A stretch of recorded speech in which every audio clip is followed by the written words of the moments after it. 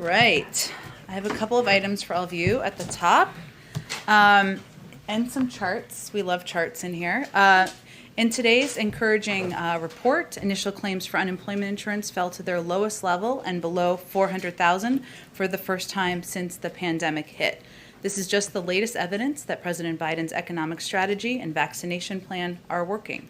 While weekly data can be volatile, since taking office, average claims have fallen by about 50%, which you can see in this chart over the course of time, and by more than 100,000 in the last month alone.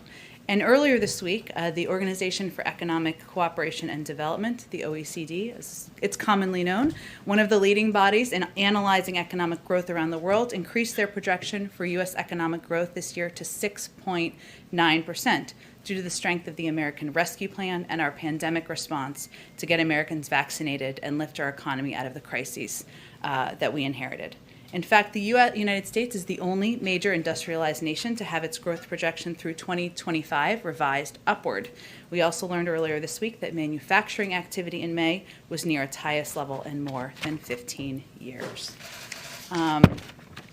Okay, I also wanted to note, which many of you saw this morning, that our Deputy National Security Advisor for Cyber, Ann Neuberger, who's been here a couple of times, released an open memo to corporate executives and business leaders, urging them to take immediate steps to address the threat of ransomware. Obviously, this is in light of the attack this week, the ransomware attack this week, and the one from just a few weeks ago. The federal government, under the leadership of President Biden, has been stepping up to strengthen the nation's defenses against cyber attacks, but we can't do it alone. Business leaders have a responsibility to strengthen their cyber defenses to protect the American public and our economy. The most important takeaway from the recent spate of ransomware attacks on the United States, Ireland, and Germany, and other organizations around the world, is that companies that view ransomware as a threat to their core business operations, rather than a simple risk of data theft, will react and recover more effectively. So our Deputy National Security Advisor laid out a small number of highly impactful steps that private sector companies can take to harden their cybersecurity. We've outlined them here, and again, it was in the memo that she put out just this morning, and that's something we will continue to encourage companies to do. Finally, lots of news out there this morning. As you all know, and many of you were probably on this call, Jeff Zients and Jake Sullivan announced the president's strategy for global vaccine sharing and their allocation plan for the first 25 million doses to be shared globally. So just a couple of highlights from that. First, having successfully secured enough vaccine supply for Americans, we're donating surplus U.S. vaccine supply and encouraging other countries with surplus supplies to do the same. The president has announced a U.S. commitment to sharing a total of 80 million doses by the end of June. So that's 25 million doses that will go out as soon as possible, very quickly. A number of those are going to even go out as soon as today. And that is 5 times the number of doses any other country has committed to sharing, and 13% of the total vaccines produced by the United States by the end of this month. Second, we're working with vaccine manufacturers to vastly increase vaccine supply for the rest of the world in a way that can also create jobs here at home. So we have all these manufacturers who have facilities that will enable us to continue to produce additional supply even beyond, so that we can provide that to the rest of the world. We will also work with our partner nations and pharmaceutical companies and other manufacturers to create the kind of global vaccine production and manufacturing capacity and capabilities that can not only help the world beat this pandemic, but also helps prepare the world to respond to future threats. A couple of additional highlights. One, in our approach today, was rooted in a couple of considerations.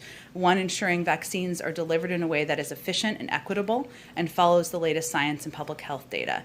2, providing vaccines for populations across different regions and those most at risk, as well as nations experiencing surges, high burdens of disease, or low vaccination rates. And finally, as the president said, we will not use our vaccine supply and the doses we're sharing with the world to secure favors from other countries, and that's a value from the United States. So today we announced that we're sharing at least 75% of these vaccines, which is approximately 19 million, through COVAX, of the 25 million, I should say, that are going out, through COVAX, which will facilitate equitable distribution to reach those most at risk. So approximately 6 million for Latin America and the Caribbean, 7 million for South and Southeast Asia, 5 million with the African Union and Africa CDC. And we're sharing 25% of these vaccines with countries with immediate needs and to help with surges around the world. as final determinations are made about additional supply and where it's going, we will provide that to all of you, but wanted to convey how we'd be approaching this and where the initial set of supply is going. Okay, I hope everyone had a snack. Alex, go ahead. Thanks, Jen. With the news that the Trump Justice Department sought the records of more journalists, this time from the New York Times, can you talk a bit about Biden's pledge that the practice won't continue under his Justice Department? Can you speak to, in particular, how can the president keep that promise while also making good on his pledge to uphold the independence of the Justice Department? Sure.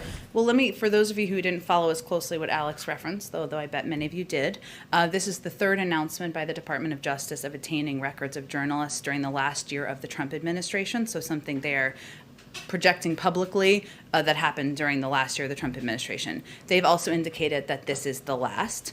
As you noted, Alex, the president has made clear that on his watch, freedom of press will be protected. He laid out core principles several weeks ago because this is something that he is personally passionate about, and he has a long record with respect to protecting the rights of journalists. And as he's always been empathetic about, he was always alarmed by the way the former administration, the Trump administration, abused their power in some cases, and the career nonpartisan civil servants often were doing their work with great professionalism and honor and were put in a difficult position. So I will say that he's always felt that it's important, as is evident by his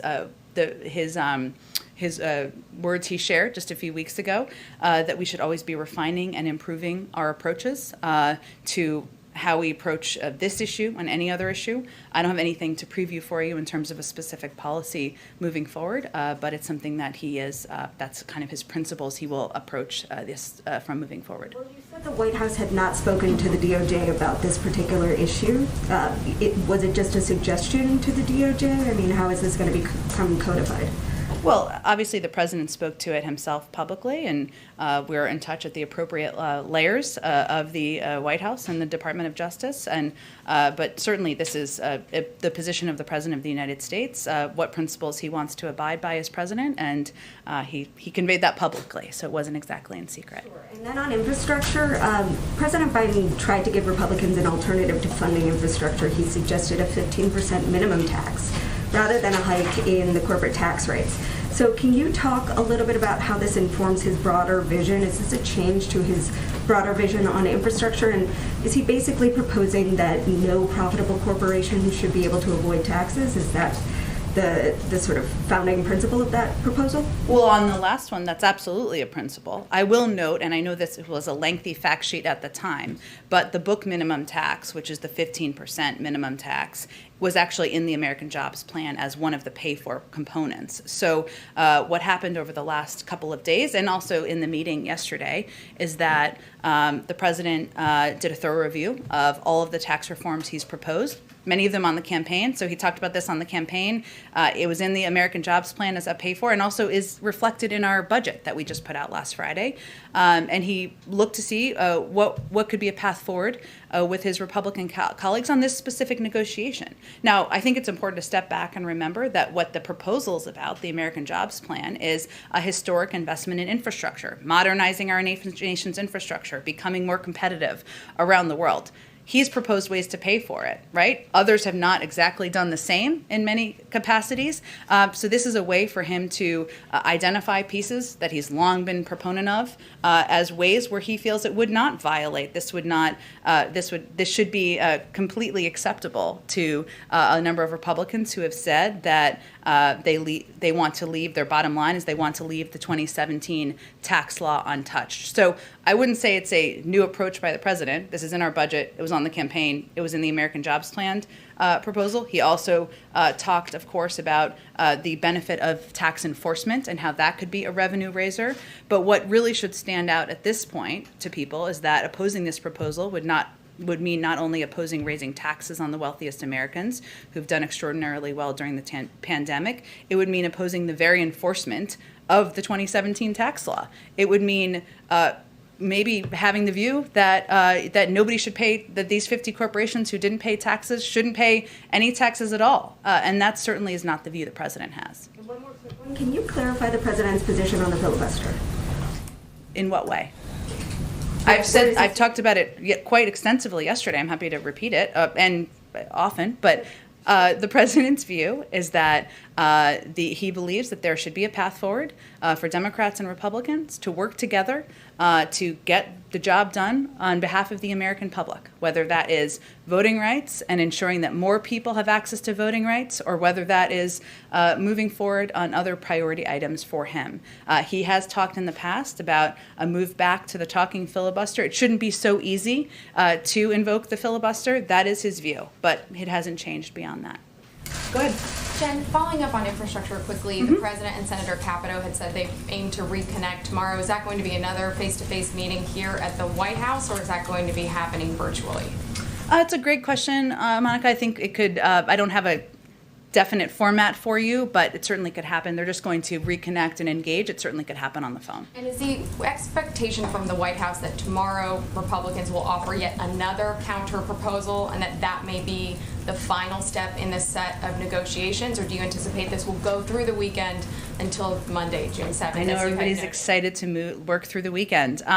Look, I'm not going to prejudge what Senator Capito will come to the table with tomorrow. We'll leave that to her to speak to, and other Republicans who have been a part of these good faith discussions and negotiations. I will note that this has been a good discussion and a good ongoing discussion where we're working to find areas of agreement. We also feel there are a number of paths forward. Next week, the House is going to be marking up the American Jobs Plan. Congressman DeFazio will be leading that effort. There are a number of Democrats and Republicans who have talked about working together, many of you have reported on, to come up with a proposal where they can all mutually agree on. So President's looking forward to engaging with Senator Capito tomorrow. Feels they've had good discussions, good faith discussions, but we're also going to keep options open and keep a range of paths open for how we move his ideas forward. And on vaccines, how does the two-dose regimen factor into the 25 million doses? How many of them are Johnson & Johnson, or should this be viewed as something that is potentially more for 10 to 12 million people to get vaccinated, given, of course, it requires 2 shots? And also, what is the plan for doses that may expire this month or soon? What is the U.S. going to do to ensure that gets there quickly enough to ensure they can actually be viable? Sure. Well, on the second question, we are going to, of course, look closely to determine that we get doses out as quickly as possible. And as I noted, 25 million will be going out as quickly as we can logistically get those out the door. And we are going to, that's certainly a factor as we are working to operationalize this, which is kind of a historic Herculean effort to get these doses to all of the communities and countries that we have committed them to. In terms of Johnson & Johnson, of the doses that will be going out, they will be all approved doses by the FDA, of which Johnson & Johnson is one of them. I don't have an exact breakdown between the 3, but you're absolutely correct that obviously if it's Johnson & Johnson, it would be 1 dose. If it's the other 2 approved, Moderna and Pfizer doses, it would require 2 doses. Go ahead, Steve. Do you feel like you're close to a deal on infrastructure? That you've significantly narrowed the gap? I would say over time, we feel that all parties, of course, we have been, and we certainly feel that Senator Capito and the other Republicans who have been a part of that have been operating in good faith. Now, a negotiation, as you know, Steve, from covering a lot of these, is exactly that. It's seeing how much each side can come closer to the other. And the president has some priorities, including ensuring that we're investing in infrastructure of the future, and there are areas that are personally important to him.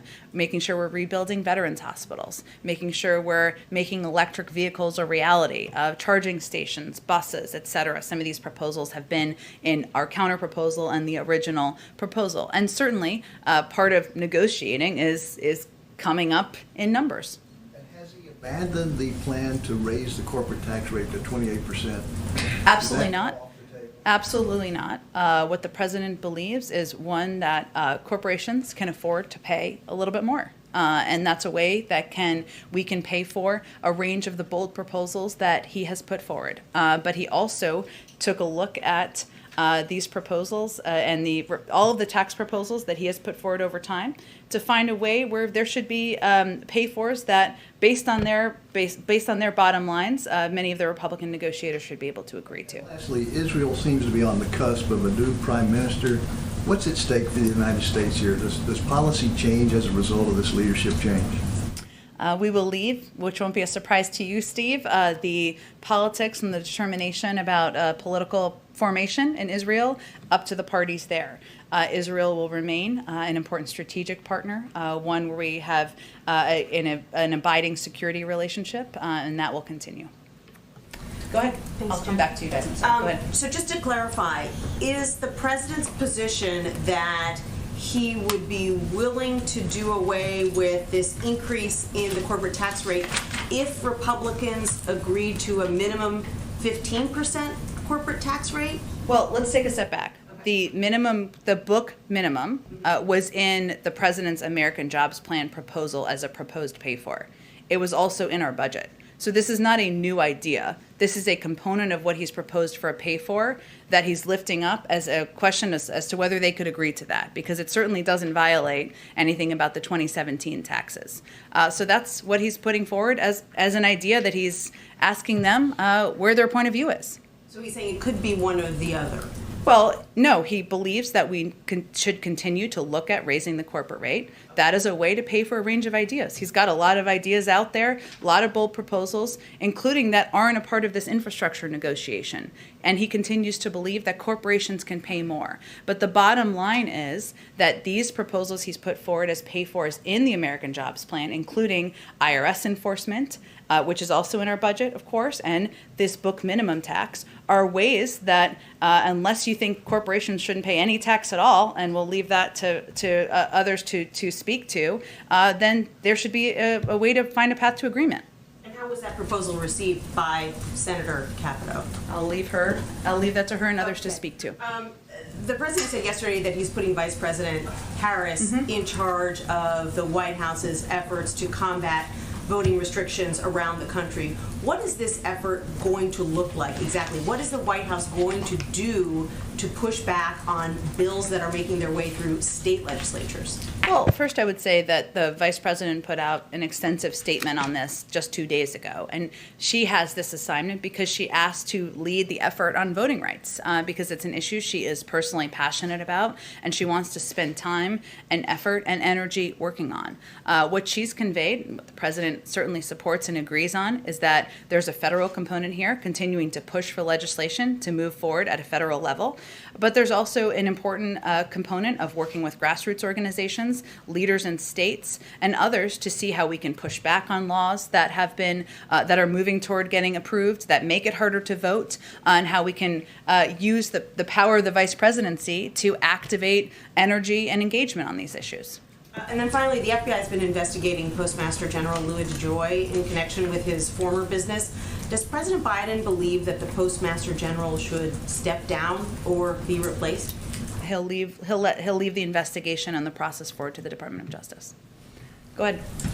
Going back to infrastructure, I understand that the president offered to repurpose $75 billion in unspent COVID money after there was some concern from the White House that doing that would jeopardize aid to rural hospitals in the areas where it was intended in the beginning.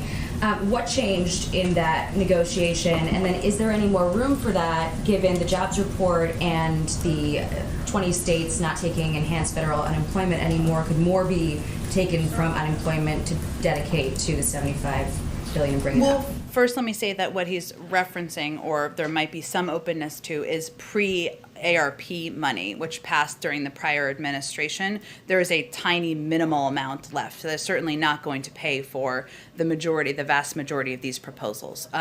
Also, I would note that a lot of this funding, as we've talked about before, the vast majority of this funding is allocated, and it is meant to go to, as you noted, hospitals, to firefighters, to keeping law enforcement on the job, to state and localities that have suffered during the pandemic. So we've proposed alternatives to pay for these proposals, as we've been talking about a bit in here.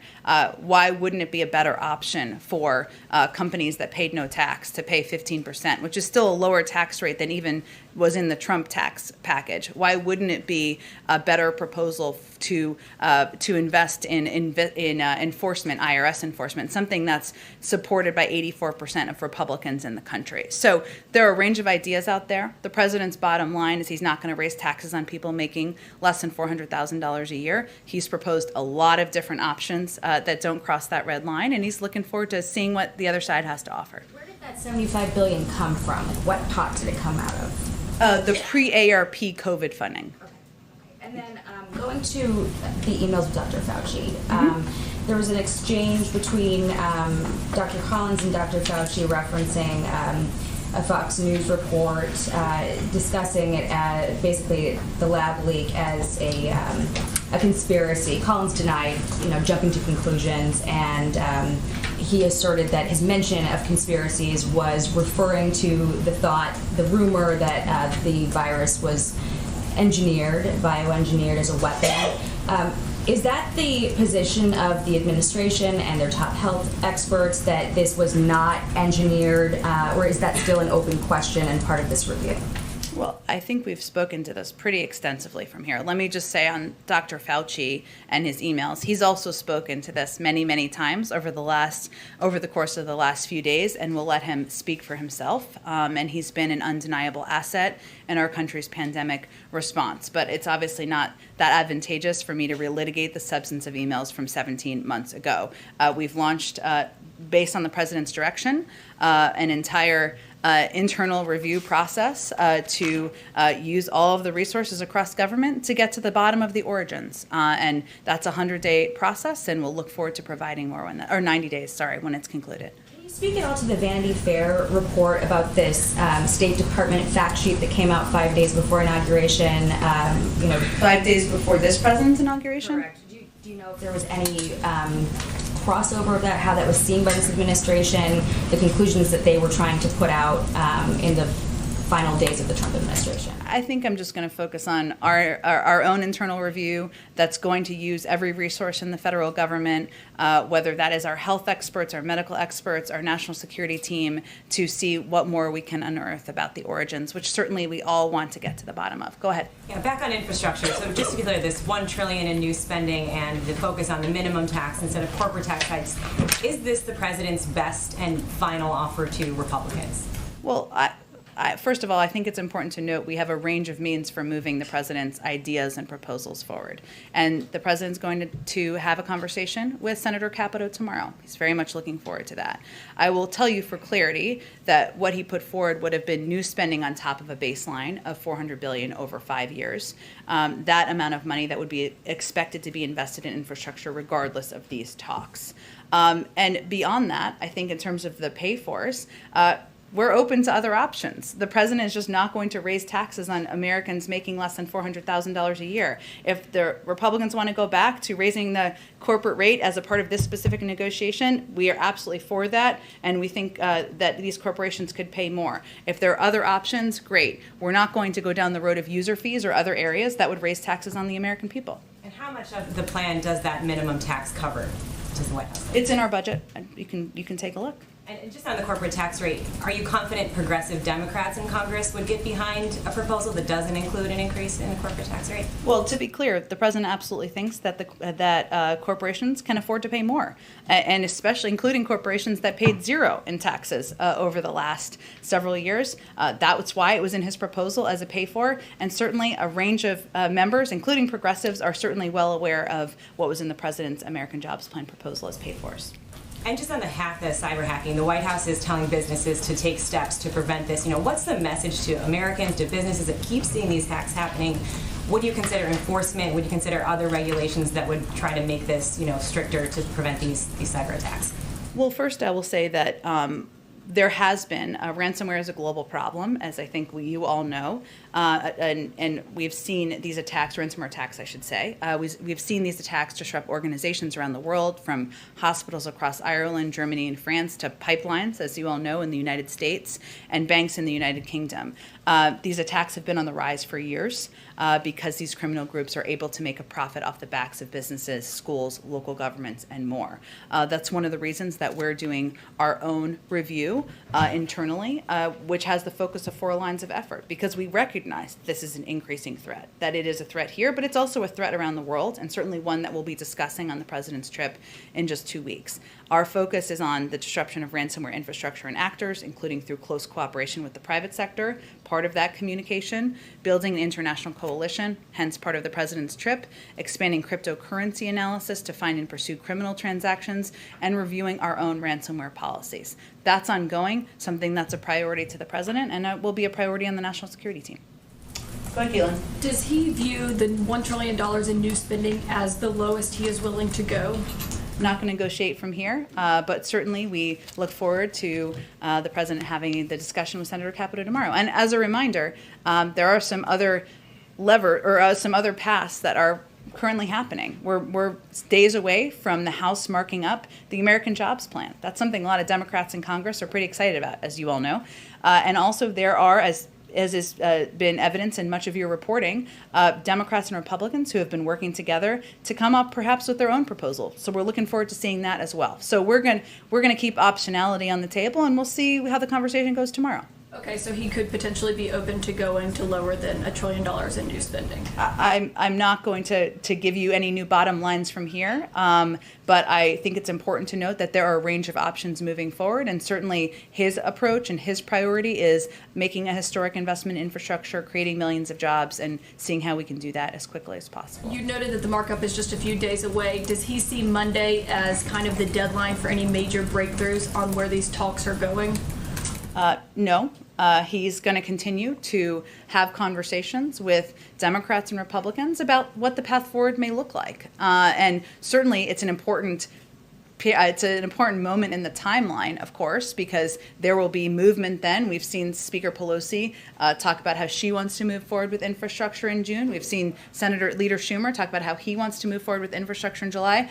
Those are some realities in the timeline, but the president we're not here to set new deadlines. We're going to continue those conversations. Okay, just checking, because the Transportation Secretary did say on Sunday that they do view Monday as a deadline for any breakthroughs on these talks. So President Biden does not view Monday as a deadline. I think we're going to keep our options open to see what paths we can move forward on. And certainly the president is not going to accept a deal that doesn't help create millions of jobs and make a historic investment in our nation's infrastructure. Okay, my last question. Before he goes abroad on his trip next week, should we expect any ambassador nominations to come from the White House?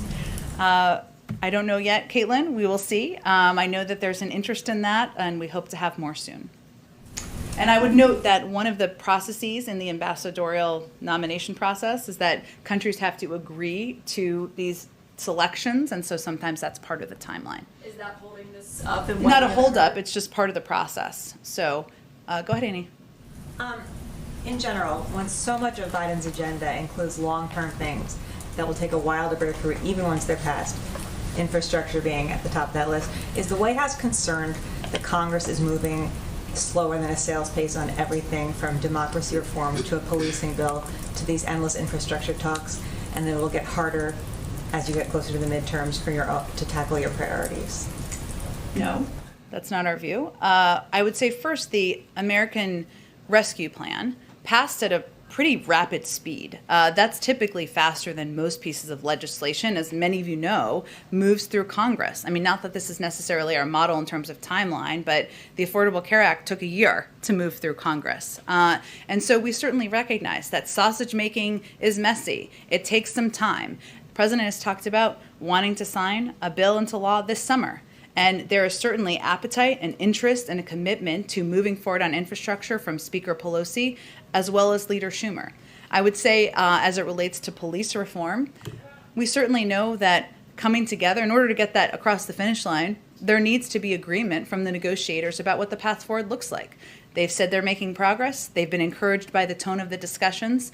That's a positive sign to us. And we're going to continue to support those efforts as they move forward. I guess just the question is, how are you going to show voters who are trying to decide if Biden was an effective president beyond the falling virus numbers that his approach is working? Beyond falling virus numbers, beyond getting a global pandemic under control? Well, I would say, and from polling and from what the American people care about and are focused on, getting the pandemic under control, ensuring that we're saving tens of thousands, if not hundreds of thousands of lives, making sure that the majority, more than 70% of people in this country are vaccinated so that they can return to their normal lives, which means returning to their jobs, kids returning to school, seeing friends, going to concerts, returning to life pre-pandemic. That is the number 1, 2, 3, 4, 5 issue on everyone's mind. That has been the president's focus from day one, and absolutely how he has spent the majority of his time to date. One other question on Israel. Gantz was here today and met with Jake Sullivan. His plan was to ask for $1 billion in emergency military aid. Is the U.S. expected to provide those funds, and if so, does it have any expectation that we would get cooperation from the Israelis on rebuilding Gaza if we did? I haven't. I know we were going to do a readout of that. I don't know if that's come out yet, the readout of the call. Did you mention anything about whether or not those requests would be granted? I'm happy to check and see if there's any update on that. It may be that we have to consider their requests, and I'm not sure we'll have a rapid response, but I will check with our team and see if we have any update. Go ahead, Mark. Thank you, Jen. In terms of the the ballot bills that are being introduced around the country, the president spoke out pretty strongly in Tulsa about them. Yeah. Other than the vice president, as you said, working with grassroots groups, if you don't have the votes to stop these laws in the state legislatures, and you don't have the votes to overturn the filibuster so you could pass H.R. 1 or the John Lewis Act, what can he do? Other than engender a public backlash to them? Well, one, we don't accept that's the case. We're going to continue to press for Congress to move forward with legislation on voting rights. We know it's not always a straight line, and that sometimes it takes time, and there needs to be discussion, negotiation.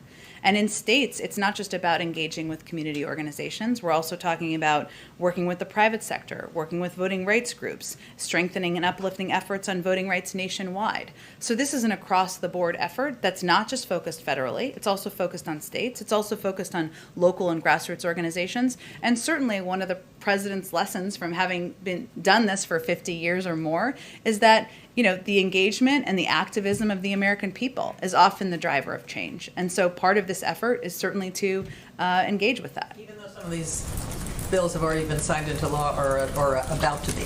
Well, laws sometimes are meant to be changed. Okay. I have a question about the cyber attacks. Is this something that he would talk to Putin about? Is it something he thinks that Russia has some responsibility for, or could do something to stop, or where does Putin fit in to these ransomware attacks? Yes, we expect it to be a topic of discussion at the summit that is happening in just less than 2 weeks. And the president's message will be that responsible states do not harbor ransomware criminals, and responsible countries must take decisive action against these ransomware networks. So that will be a part of the discussion when he sees him in less than 2 weeks. And I just have one more quick one, just to put infrastructure to bed. Yeah, I understand. I don't know if it's to bed. Others have additional questions. It's like brushing its teeth or something. I don't know. He's saying that for infrastructure, it's not. He has so many pay-fors. It's not necessary to raise the corporate tax or just enforcement, and the book minimum would take care of infrastructure. Does he believe that raising the corporate tax and raising the tax on people who make more than $400,000 is still necessary to fund his other proposals, like the American Families Plan? Does he believe that maybe this is not necessary at all? I'm not talking about whether you're for it or not. I'm asking you if he still feels that those hikes are necessary for his agenda. He wouldn't have proposed them and put them in his budget if he didn't think so. I mean, I think there's a math not challenge. There's a math problem here somewhere, in that the president's come down in his proposal and as we're negotiating with Republicans on an infrastructure package, as you noted, Mar, there's a range of other ideas that he has put forward that he wants to get passed into law: child tax credit, universal pre-K, etc. He's also proposed ways to pay for it. So these are components that would help pay for his proposals in this negotiation. But certainly raising the corporate rate is something going back to what the rate was in the early days of the George W. Bush administration is certainly something that he sees as a viable pay for many of his bold ideas. Viable pay for or necessary? to Well, pay? I think it's important to take a step back and remember this is not about these proposals were not standalone corporate tax increases. These proposals were an American jobs plan to make historic investment in our nation's infrastructure. They were to level the playing field and make universal pre-K eligible, kids across the country eligible. So he's proposed a range of ways to pay for it. Those pay-fors can be moved around, and certainly raising the corporate rate is an area he feels is a viable, good, positive, essential option. Go ahead. Jen, in light of the recent ransomware attack, what is the White House guidance to private companies, the private sector, about paying ransom? Our guidance continues to be from the FBI that companies should not pay ransom because it incentivizes these attacks on other companies. Okay, and then separately on a fourth stimulus check idea that is supported by dozens of Democrats in Congress. I know a month ago you said, stimulus checks aren't free and it's really up to Congress to decide whether to move forward on that. I'm wondering at this point, does the president support that idea, or does he believe that his American Jobs and Families Plan provide enough economic assistance that a fourth stimulus wouldn't be necessary? Well, I think as I said at the time, I should say, when you asked us before, the president is certainly open to a range of ideas. There are some who are proposing an elimination of the SALT deduction. I think I said it the right way. And there are some who are proposing making the child tax credit permanent. There are some who are proposing additional stimulus.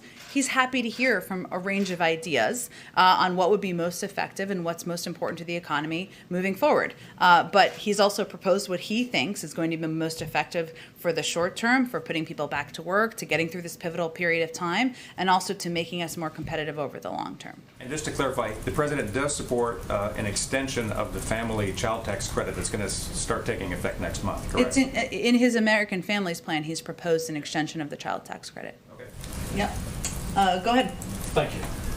Does the choreography of the Europe trip, having these sit-downs with allies from NATO for Putin, is this meant to effectively project President Biden as a messenger of the West, not just the US, when he sits down with the Russian leader?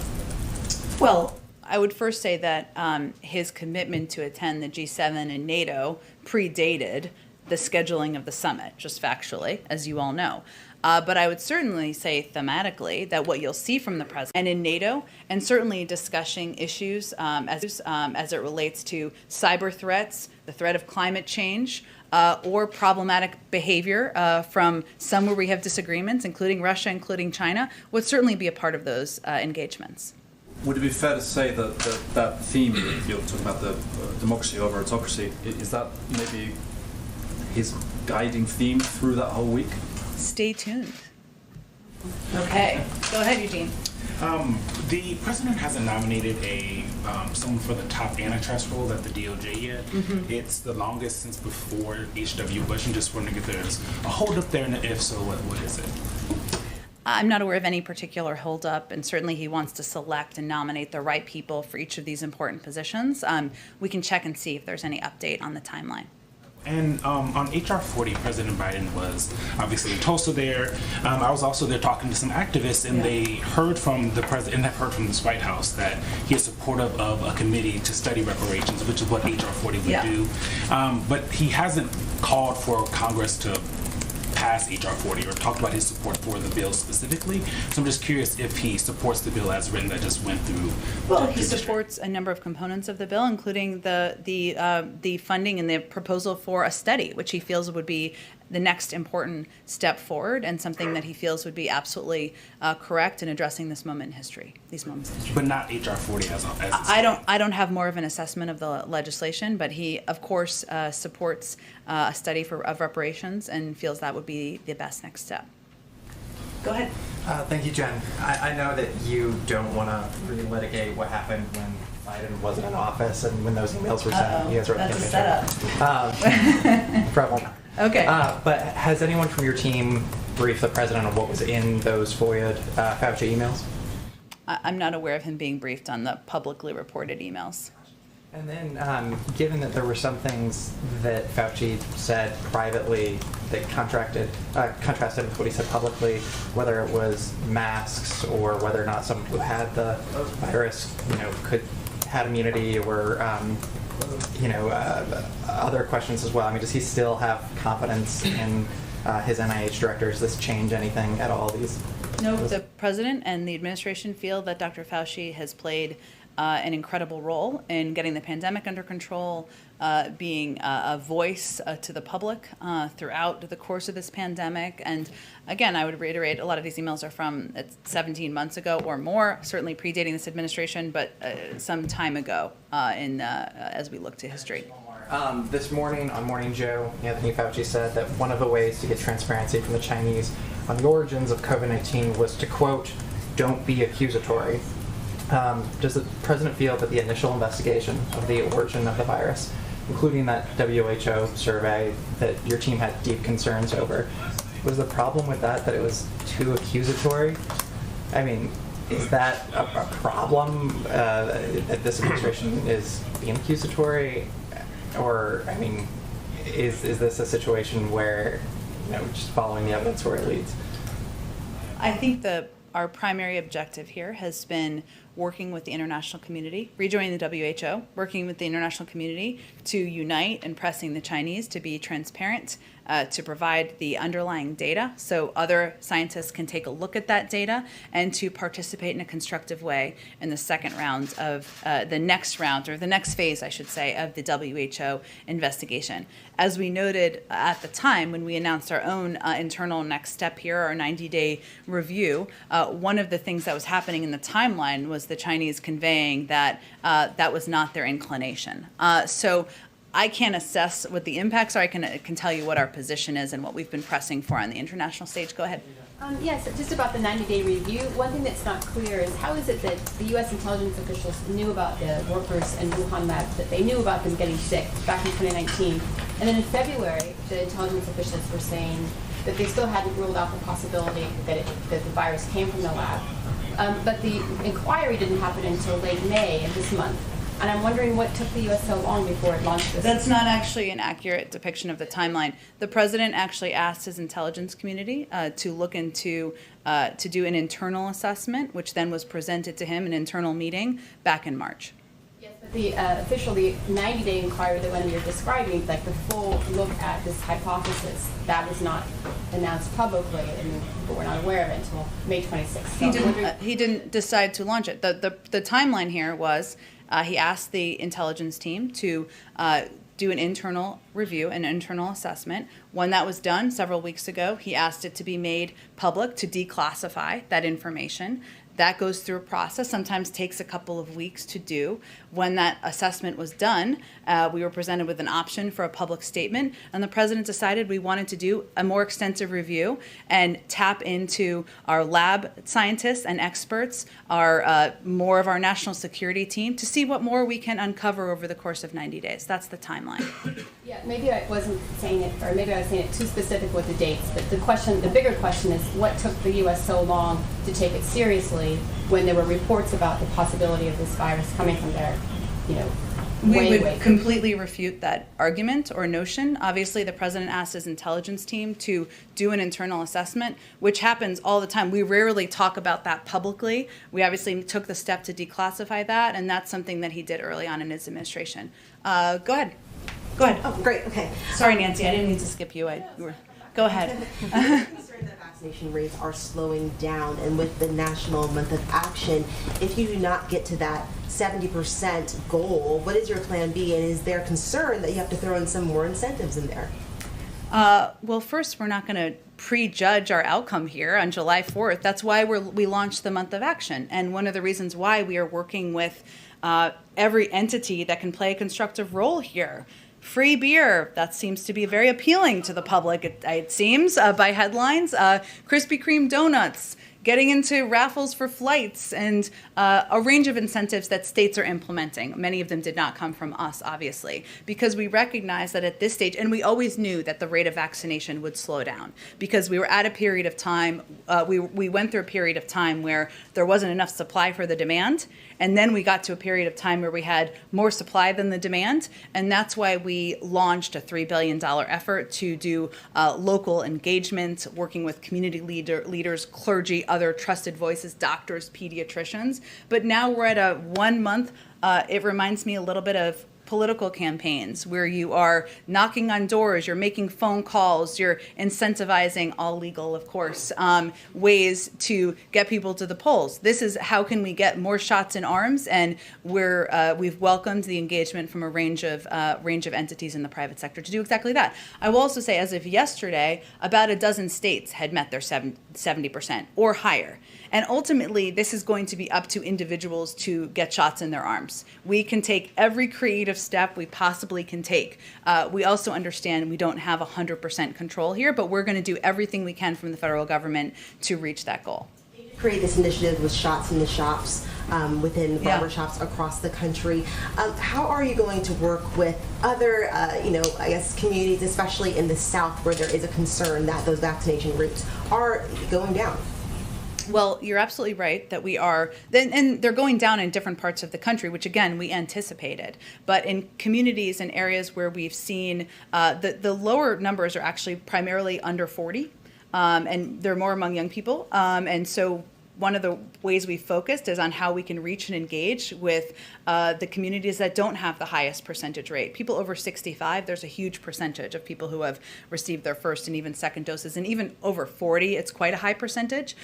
So again, what we've learned from our data is that local engagement, working with trusted voices, maybe it's the primary care physician that somebody's been seeing for 20 years. Maybe it's local churches where they go every Sunday or they go more than once a week. We're working at a very local level to do this, and also working through the private sector on kind of some of these engagements where it could incentivize some of the communities that have not, that don't have the as high of a percentage rate.